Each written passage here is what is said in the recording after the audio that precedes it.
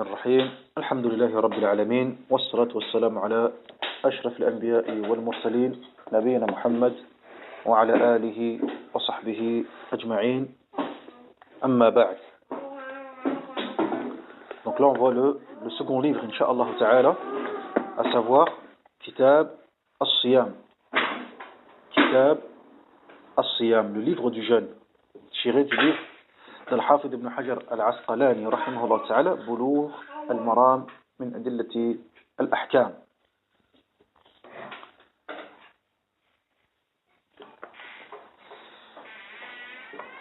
Donc on rappelle que ce livre-là, ce livre de Boulough, ce livre Boulough al-Maram min Adillat al-Ahkam, la réalisation du but d'Al-Hafidh ibn Hajar al-Asqalani rahimahullah ta'ala, c'est un livre de jurisprudence, de fiqh, certes, mais qui traite de ce qu'on appelle en arabe al-ahkam.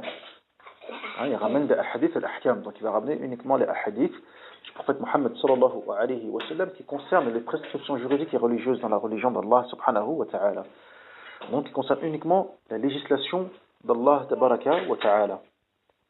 Les règles qui concernent les adorations, comment elles doivent être faites, la conformité avec la volonté d'Allah azza wa jal et celle de son prophète Mohammed sallallahu alayhi wa sallam.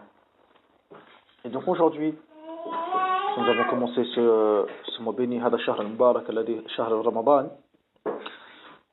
On va se faire une petite révision, une petite révision de ce qu'on a pu voir au long de l'année ou autre concernant le jeûne, Siyam Ramadan, alhamdulillahi rabbil alamin. Donc on a vu tout à l'heure tafsir qawlihi ta'ala يا أيها الذين آمنوا كتب عليكم الصيام كما كتب على الذين من قبلكم لعلكم تتقون. Tout à l'heure on a vu ça, alhamdulillah, on s'est pas trop étalé, on n'a pas trop fait un tafsir trop long, mais alhamdulillah on a pu voir quand même tout l'ensemble des versets et des éléments concernant Hadil Aya walhamdulillahi rabbil alamin en se basant des propos des durus qui ont été donnés par Cheikh Faisal al-Mubarak rahimahullah ta'ala. Donc maintenant il est opportun de passer à quoi donc? Et bien maintenant qu'on sait que le Siyam Ramadan a été légiféré, maintenant on le sait, on a compris.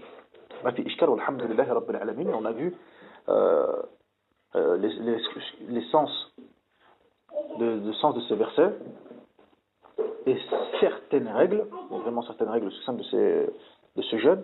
Maintenant, on aimerait avoir une vision globale de ce jeûne, une vision plus élargie, plus étendue de ces règles et de ces prescriptions autour du jeûne.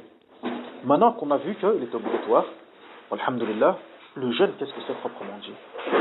As-siyam ma huwa? Qu'est-ce que le siyam? Qu'est-ce que le siyam shar'an dans la religion d'Allah azza wa jal? Comment il doit être fait? Quelles sont ces règles qui le limitent et le délimitent? À quel moment considérons une personne comme étant un jeûneur?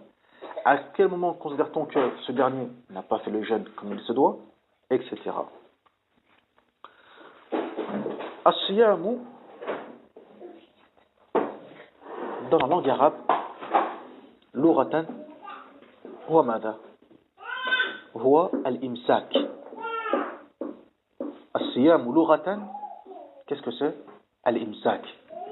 Le jeûne dans la langue arabe signifie l'abstention. Cela signifie l'abstention. On se rappelle quoi donc? On se rappelle que au niveau des champs lexicaux, que ce soit linguistique ou religieux, il y a un tarabut, il y a une liaison, une cohésion entre le champ lexical, linguistique et le champ religieux. Certes, le champ religieux va donner une notion autre que le champ linguistique. Cela dit, il y a une part de liaison. Ça vient quand même à l'origine de ce sens-là. Et ensuite, c'est la religion qui va définir proprement dit, véritablement, le but qu'il veut donner à ce sens. Donc ici, c'est l'abstention. De façon générale, c'est l'abstention. Le fait de s'abstenir de quoi que ce soit, on appelle ça al-imsak. Comme on le voit, كما قال أبو عبيدة يقال لكل ممسك عن شيء من طعام أو كلام أو عن أعراض الناس وعيبهم فهو صائم. في مجاز القرآن. Donc toute personne qui s'abstient de nourriture, de paroles, de toucher l'honneur des gens, de parler sur leurs défauts, etc. On appelle ça quelqu'un qui est صائم, qui s'abstient. قال الله تبارك وتعالى مخبرا عن مريم أنها قال فقولي إني نظرت للرحمن صوما فلن أكلم اليوم إنسيا. إني نظرت للرحمن صوما. قال ابن عباس رضي الله عنهما كما جاء في تفسير ابن كثير أي صمتا. J'ai voué au tout miséricordieux, Ar-Rahman, j'ai voué au tout miséricordieux un silence. J'ai fait vœu de silence. En arabe, c'est traduit, c'est dit comment? Sawma. Inni nadartu lir-Rahmani sawma. Abdullah ibn Abbas, qu'est-ce qu'il a dit? Il a dit, c'est-à-dire samta. Yani, جعلت نفسي صامتا. J'ai fait en sorte d'être silencieux. Je ne parle pas. Silencieux. Khalas.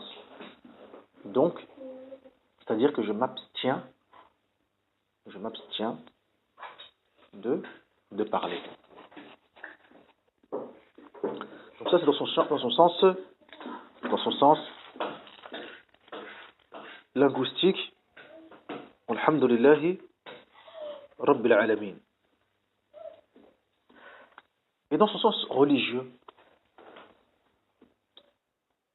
شرعا الإمساك بنية عن المفترات بنية أو امتثالا بأمر الله عز وجل أو احتسابا عن المفترات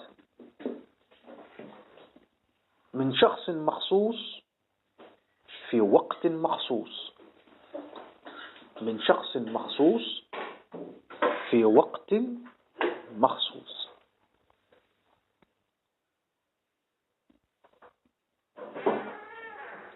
Qu'est-ce que ça veut dire tout ça? C'est l'abstention d'un individu particulier motivé par une intention de choses déterminées. Bon, l'abstention de l'intention d'un individu particulier de choses déterminées motivées par une intention en un temps spécifique. Ou on peut dire encore, comme le Cheikh Al-Uthaymin dans Fath al-Jalal wal-Ikram, Sharh Bulugh al-Maram, l'adoration d'Allah Azza wa Jal en s'abstenant de tout ce qui rompt le jeûne du lever au coucher du soleil. Tamam. Reprenons la définition que nous avons donnée. Al-imsak biniyatin an al-muftirat. L'abstention motivée par une intention. L'abstention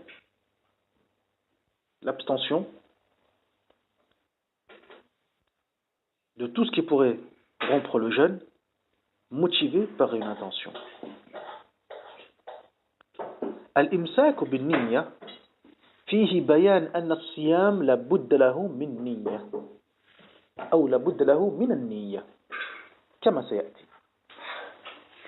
Donc là, le fait que nous avons dit l'abstention motivée par une intention, ici on met en évidence un point.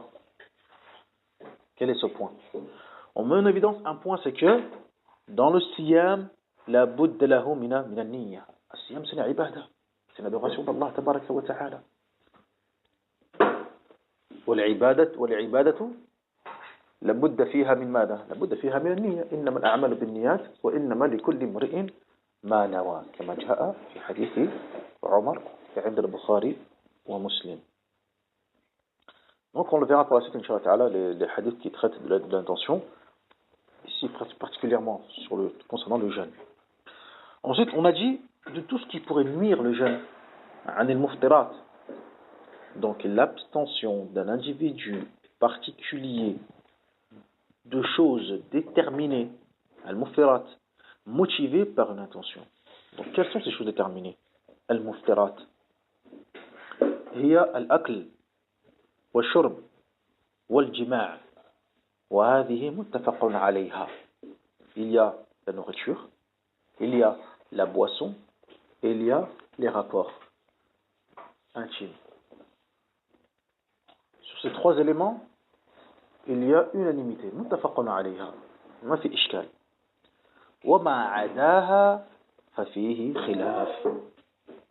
En dehors de ces trois éléments, il y a divergence. Il y a divergence, et on le verra, Inch'Allah Ta'ala, في أحاديث الكتاب. Ensuite, on a dit un individu, donc l'abstention d'un individu particulier. Min shakhsin makhsous. Quel est cet individu particulier? Pourquoi on a dit un individu particulier? Pourquoi? Est-ce que ça veut dire que c'est pas tous les musulmans qui sont concernés par cela? Non, tous les musulmans sont concernés par cela.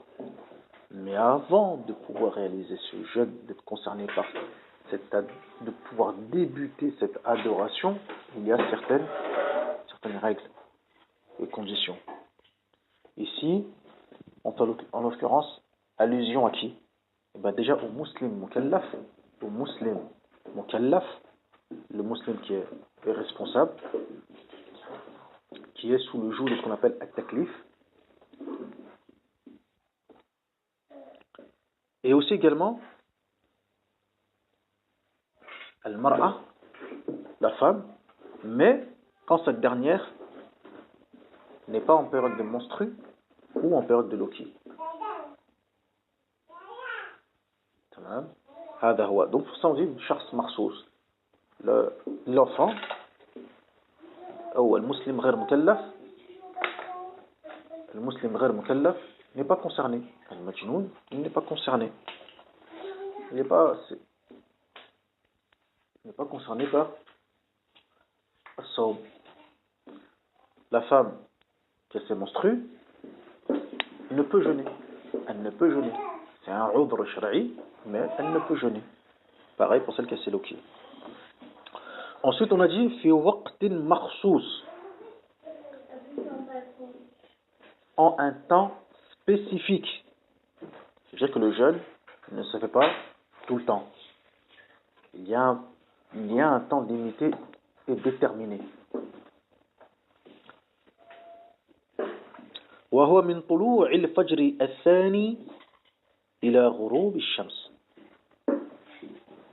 C'est-à-dire que c'est à partir du lever de l'aube, le second, طلوع الفجر الثاني. Pourquoi on dit الثاني? Souvent, lorsqu'on lit le kutub al-fuqaha, il parle de طلوع الفجر الثاني. لماذا؟ لأن الفجر فجران. فجر كاذب وفجر صادق. Parce que l'aube est de deux types. Il y a l'aube mensonger et l'aube véridique. L'aube mensonger et l'aube véridique. Comme on va le voir par la suite, Inch'Allah Ta'ala, et comment distinguer l'aube véridique de l'aube mensonger. Donc nous, en ce qui concerne nous, c'est le deuxième. Le premier, c'est le mensonger. Le second, c'est le véridique. Donc nous, ce qui concerne, ce qu'on veut savoir, nous, c'est le deuxième. Donc à partir de l'aube véridique, jusqu'au coucher du soleil. Il a ghurubi al-shamsi. Jusqu'au coucher du soleil. Walhamdulillahi rabbil alamin. Le jeûne du mois de Ramadan, فرض صيام رمضان في السنة الثانية من الهجرة بالإجماع. وكان فرض الصيام تدريجيا، حيث أوجب الله تعالى الصيام على التخيير بينه وبين الإطعام عن كل يوم مسكينا مع تفضيل الصيام. قال الله تبارك وتعالى: فمن تطوع خيرا فهو خير له وأن تصوموا خير لكم. ثم أوجب الله تعالى الصيام في حق غير المريض والمسافر وقضاء في حقهما إذا زال العذر. Donc ça on a vu. Le jeûne du mois de Ramadan a été imposé au mois de Sha'ban de l'an 2 de l'Hégire. Au l'an 2 de l'Hégire.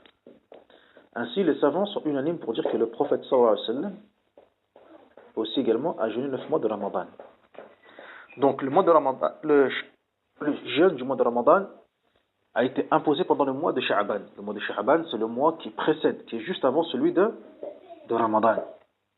Le mois qui est juste avant de celui de Ramadan.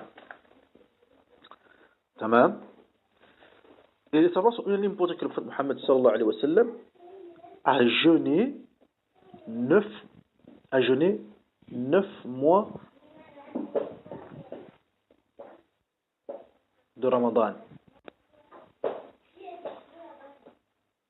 A jeûné 9 du mois de Ramadan.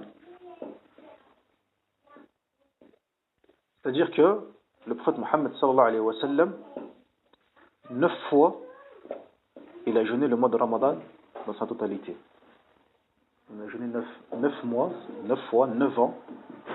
Il a jeûné le mois de Ramadan sallallahu alayhi wa sallam.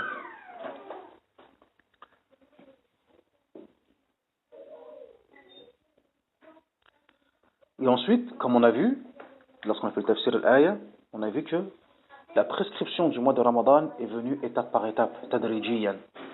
On a vu qu'au départ, c'était libre à chacun. Ils avaient le choix entre nourrir ou jeûner, bien que jeûner c'était mieux, etc. Jusqu'à ce que c'est devenu obligatoire et l'excuse est restée uniquement pour le voyageur et le malade. Mais pas une excuse où ils peuvent jeûner s'ils veulent jeûner ou bien nourrir, non. Ils doivent jeûner, cela dit, ils récupèrent une fois que l'excuse du voyage et de la maladie s'est estompée. Alhamdulillahi Rabbil Alamin.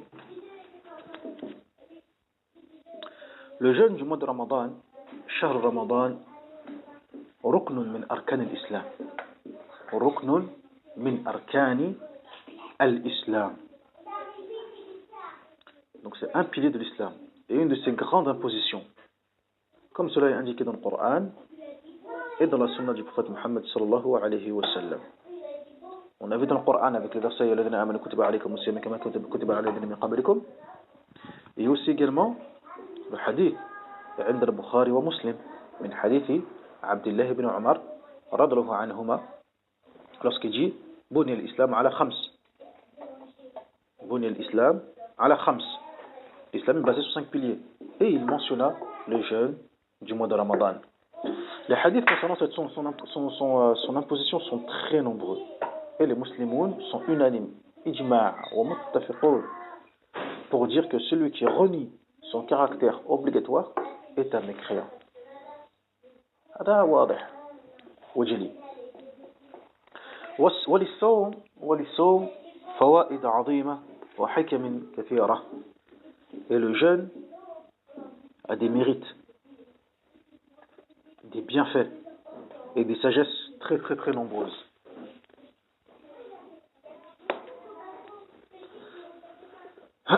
Parmi lesquelles la parole d'Allah Azza wa Jal في هذا الحديث القدسي.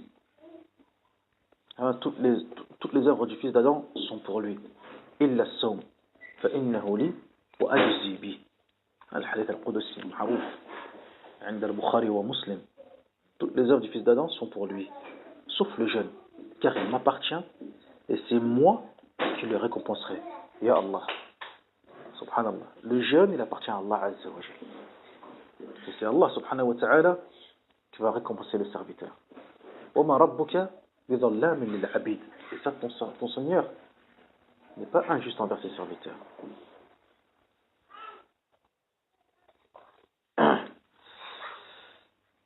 Alhamdulillah Rabbil Alamin. Donc le jeûne comporte de nombreux secrets et sagesses. Parmi lesquels ماذا؟ أن الصيام من أكبر العون على تقوى الله تعالى لأن له تأثيرا عجيبا في حفظ الجوارح الظاهرة والقوة الباطنة. تمام. Il compte parmi les plus grands actes d'obéissance, car il est un secret entre le serviteur et son Seigneur, et c'est là le summum de le respect du dépôt. Et c'est aussi un élément, un des plus grands éléments qui va être quoi donc? Qui va être un facteur encourageant et qui va aider le serviteur à la taqwa Allah Azza wa Jal. dans la crainte d'Allah Azza wa Jal. Parce que le jeûne a une influence énorme et non négligeable sur le serviteur et qui l'aide à préserver les membres de son corps et également son nefs et son cœur. التعبد لله تعالى بترك الشهوات النفس ومألوفاتها وفي هذا يتجلى صدق محبة العبد لربه وتعظيمه له والتماس رضوانه حيث قدم ما يحبه الله ويرضاه على ما تشتهيه نفسه وهواه. الله أكبر.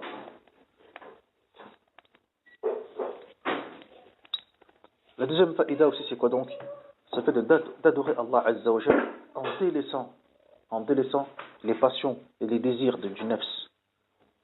Et en cela se réalise véritablement la véracité de l'amour du serviteur que porte à son Seigneur subhanahu wa ta'ala. Et aussi le fait qu'il cherche son agrément subhanahu wa ta'ala, de telle sorte qu'il cherche son agrément comment? En faisant prévaloir ce que Allah subhanahu wa ta'ala aime et agrée sur ce que son âme et sur ce que son nefs désire et souhaite. Subhanallah. Autre mérite encore, il permet de se parer du mérite de la patience, car il réunit les trois formes de patience.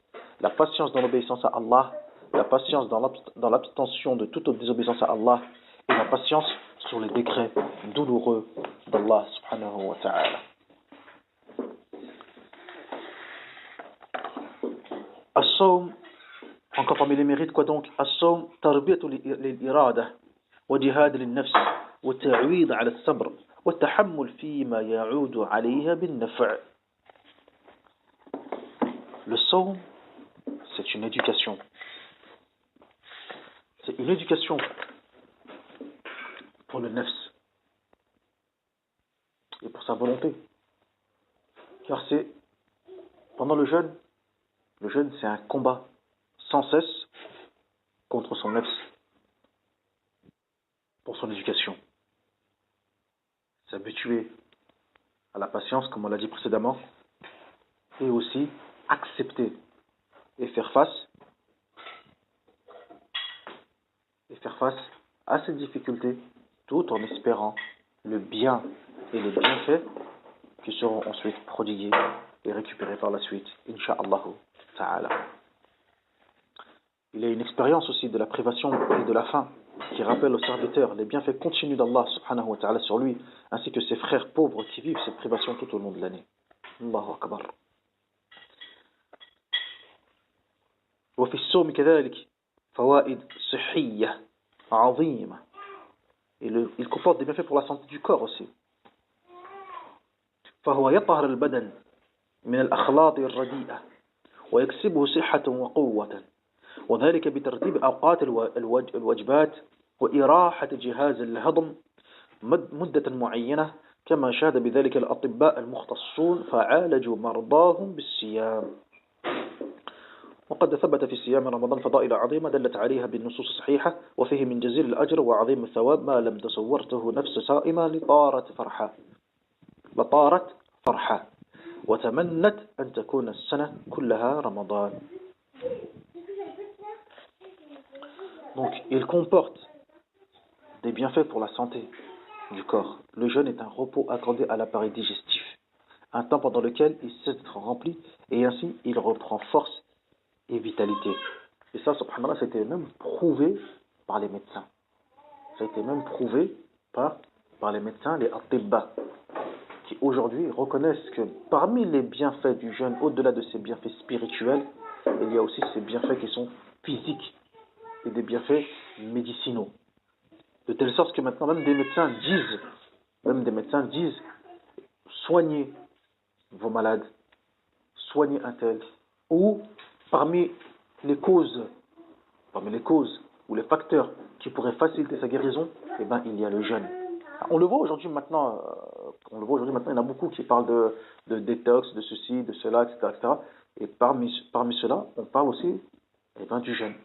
Et notamment du jeûne du mois de Ramadan. Le jeûne du mois de Ramadan, subhanallah. À l'instant même où on est en train de faire ce dars, où on parle, etc., il y a des médecins, des atibba ou des nutritionnistes ou des diététiciens, etc. Où ils vous parlent justement de ces formes de détox ou comment faire une bonne détox pendant le mois de Ramadan, etc., etc. Et voilà. Donc tout ceci pour dire que voilà, الصوم الصوم له فوائد صحية عظيمة.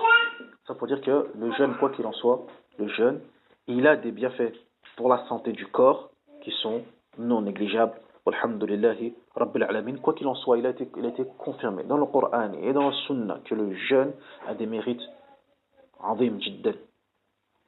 Subhanallah. Des mérites que si l'âme en avait conscience, si l'âme en avait conscience, elle espérerait que toute l'année soit le mois de Ramadan et son âme s'écrirait de joie. Subhanallah.